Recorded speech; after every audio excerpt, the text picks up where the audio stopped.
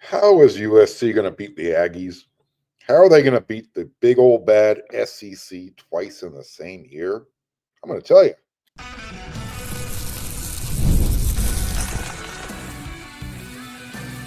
You are Locked On Trojans, your daily podcast on the USC Trojans, part of the Locked On Podcast Network, your team every day. Hey, fight on. I'm your host, Mark Holkin, and thanks for making Locked On USC part of the Locked On Network, your first listen every day. Whether you are watching this show on YouTube or wherever you're going to download your podcast, this show is always free. And I cannot tell you how much I appreciate your support. But every time you turn it on, you got my appreciation. The NFL playoffs are almost here, but it's not too late to get in on the regular season action with FanDuel because right now, new customers, you can finish the season strong with $250 in bonus bets if your first $5 bet wins. Visit FanDuel.com to get started. Here's what this game is going to come down to. Just a few points. I'm going to actually keep this show really brief as we head on into the Vegas Bowl later tonight. Thank you for tuning into Locked On USC. Again, the last game of the regular season. Can you believe it? The last game of the 2024 season. USC finished 6-6. They're trying to make sure they don't finish 6-7, and that means they got to beat Texas A&M, the Aggies, who at one time this year, they were looking really strong. They looked like a playoff team. They started the season 7-1. Their only loss at that point, opening game against Notre Dame. And that was actually a pretty competitive game. A couple of turnovers, and the Fighting Irish were able to capitalize, and they took advantage of that victory on the road in College Station. As far as USC beating Texas A&M, remember, USC started the season, they beat LSU in Las Vegas at Allegiant Stadium, where this game will be played. So where it started, where it's going to end. And the Trojans would love to finish the year 2-0 against the Southeastern Conference, especially against a team. And yeah, I get it. They didn't finish strong. They finished the season 8-4 after starting 7-1. Nevertheless, it's still a quality opponent. So Texas A&M is going to bring a pretty decent defense. And can they get the job done in the red zone? I think it's going to be one of the areas that USC is going to have to show that their offensive line can get the job done against Texas A&M's red zone defense. One of the things they've done pretty well, the Aggies, especially on third downs, they only allow 34.5% conversion rate when teams are facing third down against them. That would place them 33rd nationally. The other thing they do well, too, is they're very aggressive. So they average 7 tackles for a loss per game. That's really good. I don't think I know USC isn't in that category. But what they don't do well is stop the pass. So what I'm interested in seeing is USC's makeshift offensive line. And I'm saying makeshift because you know who 3 of your 5 starters are. Elijah Page at left tackle, Emmanuel Preyon at left guard, and you know for sure Alani Noah is your starter at right tackle. I can tell you right now, Jonah Monheim is not playing. Killian O'Connor is your starter at center, and put it in the bank. Tobias Raymond is your starter at right tackle. Unless something's changed, somebody's got hurt that we're unaware of, that's your offensive line. Can they get the job done in the red zone, though? Remember, USC runs the ball well, but there's times where Lincoln Riley, if it doesn't work on first down, he goes away from it. Remember, USC had first and goal at the 5 and the 4 and the 3. They ended up settling for field goals. That can't happen in this game. You got to score. You got to score touchdowns. Stick with the run game. The other thing, as I mentioned, so Texas A&M, they've been pretty good on defense. What they're not that good at, is defending the pass. They have a tendency to give up yards. And if USC can make the most of Jacoby Lane, Makai Lemon, and Kyle Ford. Those are going to be your three primary wide receivers. I think those guys can eat. I think they can eat a lot. Maybe as much as I ate at the buffet at the Wynn Hotel Thursday night. I'm going to talk about that in my Friday's rant. That was a long wait. Anyways, so if USC wants to beat Texas A&M, Lincoln Riley, stick with the run game. Make sure you are shoving Brian Jackson and Amarian Peterson down their throats. Take advantage of your strength of Jacoby Lane and Makai Lemon. Hit Texas A&M where they're weak on defense. Excuse me. One of the things that Texas A&M their defense is going to kind of remind you of USC's 2022 defense, where they get a lot of takeaways. They create turnovers. So that's something that USC is going to be a little bit careful about. So far, Jaden Mayava in his 3 starts, he has 3 interceptions in those 3 games. We know against Notre Dame, 2 of those were returned for touchdowns. Cannot let that happen. By the way, that was Texas A&M's only score when they played Texas to end the season. They lost that game 17-7. But again, their defense kind of tightens up in the red zone. They returned to, I think it was a Quinn Ewers pass, 98 yards for a touchdown. That was their only score. So again, USC needs to take care of the ball, run the ball, lean into that offensive line, show that you don't need to have a room full of 5-star number 1 wide receivers. And just take what the defense gives you. I've been hesitant on giving a final score for this game. I said I would wait until the end of the week. Well, here we are. Texas A&M is entering this game, and I believe they're still a 3.5-point favorite. The over-under 51.5. Both teams score roughly 30 points per game. So the odds makers are saying that both teams aren't going to score as many points. They're saying take the under. I've got USC winning this game 37-31. It could come down to special teams. I think it's going to come down to which team wants to win most. And I know it's like, what? Remember, both teams have seen a lot of guys opt out. So I'm wondering, you have to ask yourself, the players who are playing, are they going 100%? How much do they want to be there? Are they just waiting to get this bowl week over with? And that kind of segues into our next segment here. Do you know who Jim Larinaga is? Well, why I do this during this break, go do a search. Miami Hurricanes basketball coach, Jim Larinaga.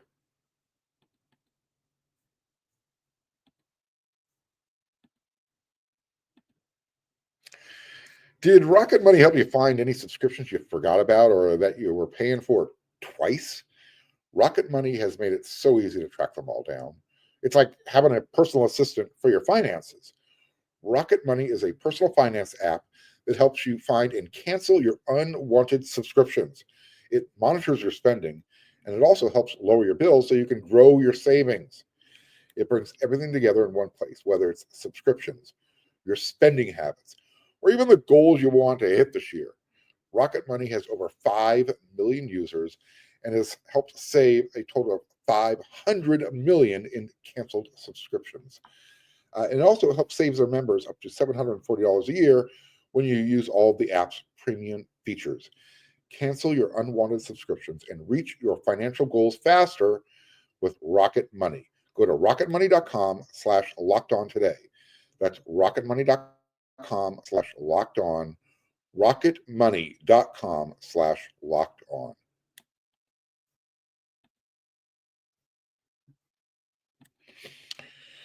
Get a quick drink of water here. Apologize for that.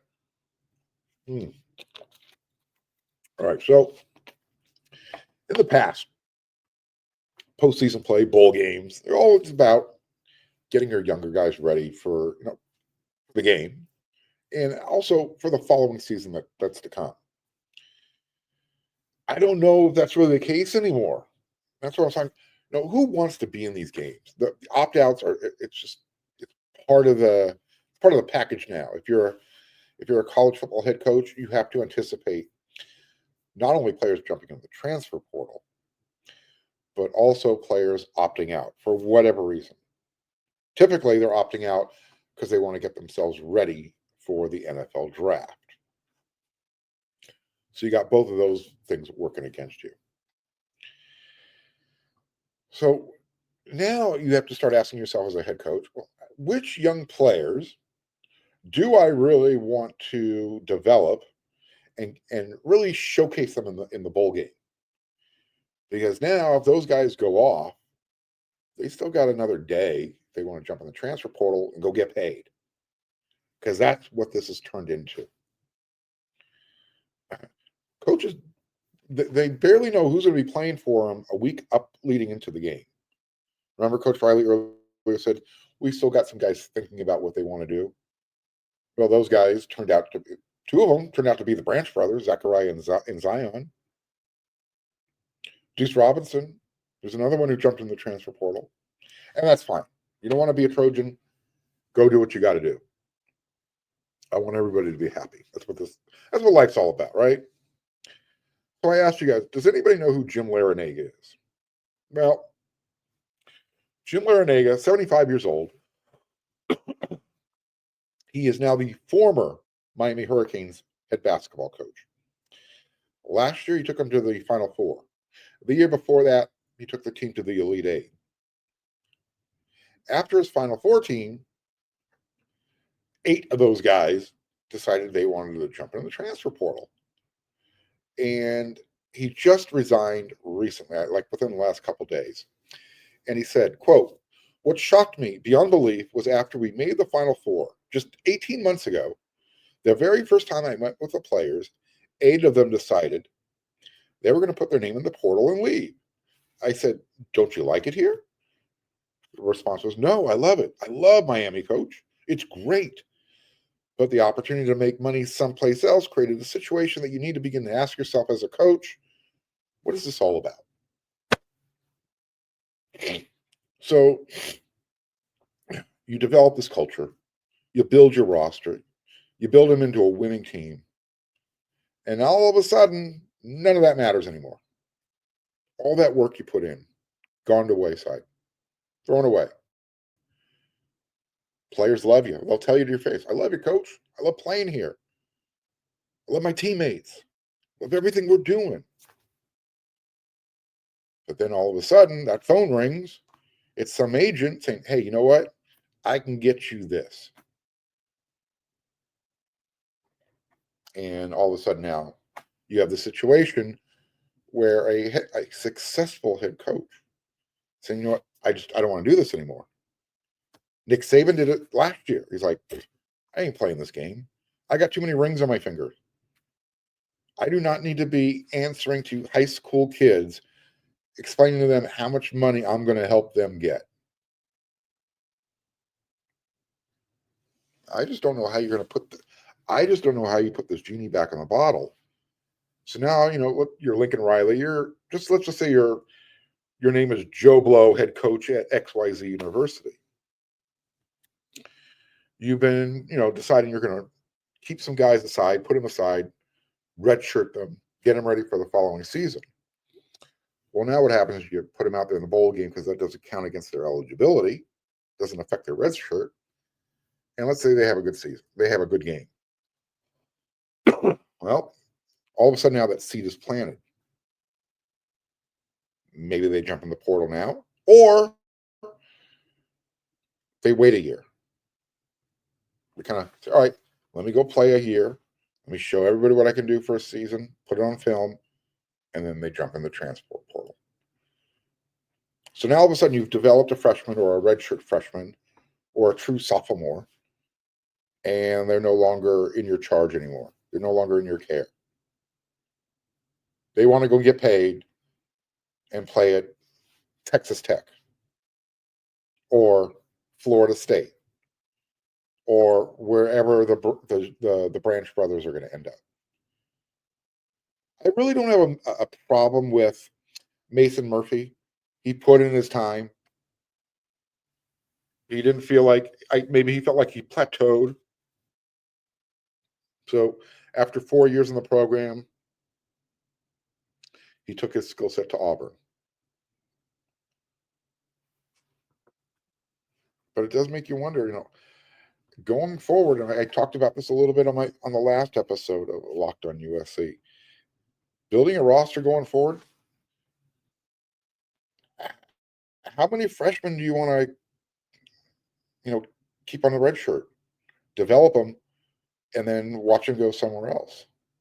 Even worse, play a true freshman, and that true freshman blows up and wants to leave after the season. I just don't know how we fix this, how you put this thing back in the bottle. It's just gotten out of control. And I'm thinking to myself, USC plays the game on the 27th. The transfer portal closes on the 28th. How important? What's going to happen? And don't forget, you still got the transfer portal window that opens up in April, the spring window. So again, you never know who's going to be on your roster, let alone beginning of the season, the end of the season, after spring camp. Another head coach bites the dust. I think you're going to start seeing younger coaches start to go to the NFL. They're not going to want to deal with this. They're just not. I can't imagine. I mean, Miami Hurricanes, they're known for their football program. And if you're one of the teammates that helps build that into a, finger quotes, basketball school, I mean, when you go to an Elite Eight and follow it up with a Final Four, you're doing something right. None of that mattered. Those players said, no, love it here in Miami. Love you, coach. Love my teammates. But as my 10th grade English lit teacher, Forrest Zimmerman, said, never use the word but, because nothing good ever comes from the but. You're going to contradict yourself whenever you say that. That was his point. So these players, they contradicted themselves. They didn't love it. They loved money more than their teammates and their head coach, than the program, than the culture that they helped build. That's what matters. So how do you build a culture? How does Lincoln Riley develop and build that locker room culture that he talks about, that vision that he sells, when guys really don't care about that? They care about going to making the money.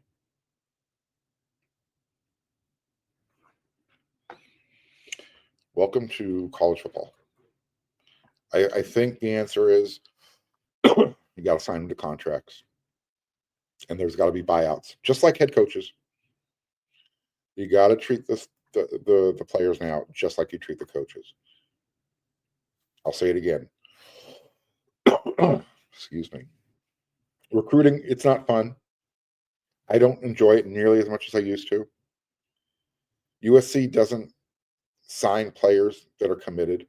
They're signing players to contracts. They signed Jakeem Stewart to a $2 million a year contract. It's hard for me to say he's committed to USC. USC won the negotiating rights for him. All right, we got one more episode coming up. It's the Friday Rant. I am kind of doing the show here in a food coma. Went and had a big dinner. Talk about that next.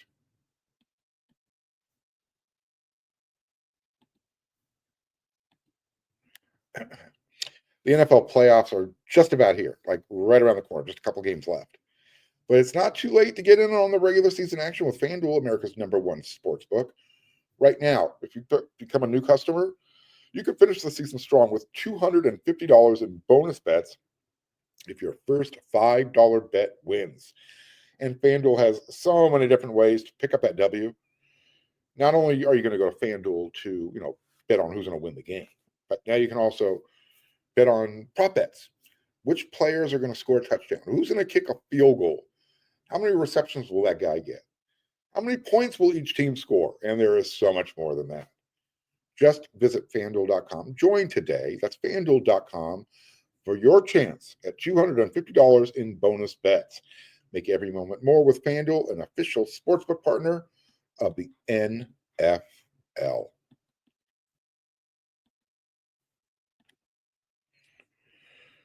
So it took, and not kidding, myself and Pete Arbogast, friend of the show, radio play-by-play guy for USC.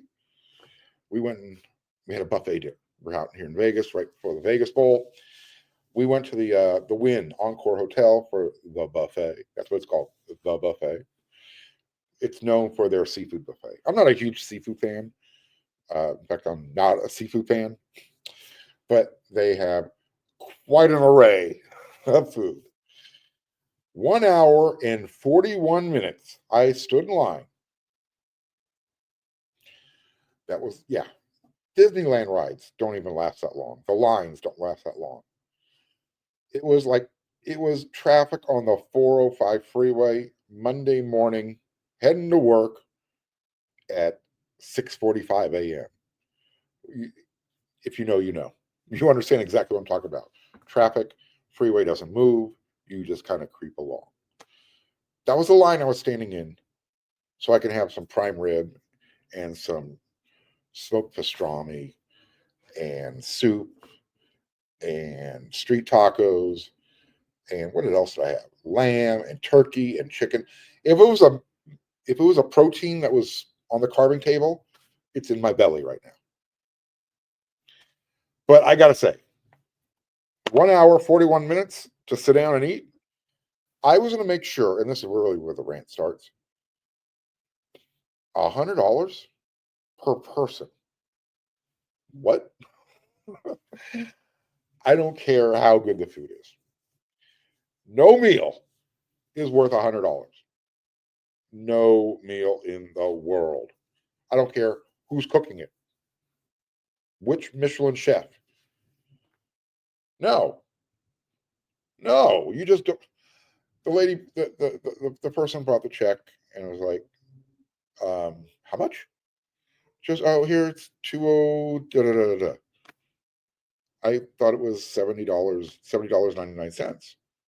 Oh, no, this is the holiday meal. I go, well, Christmas was yesterday. Tomorrow's Friday. What?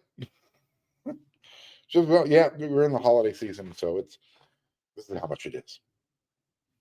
It's great, thanks. So for 2 hours, I made sure I sat in my chair, or I walked back and forth between the carving tables and the dessert trays and everything else. I made sure I was there longer than I was in line.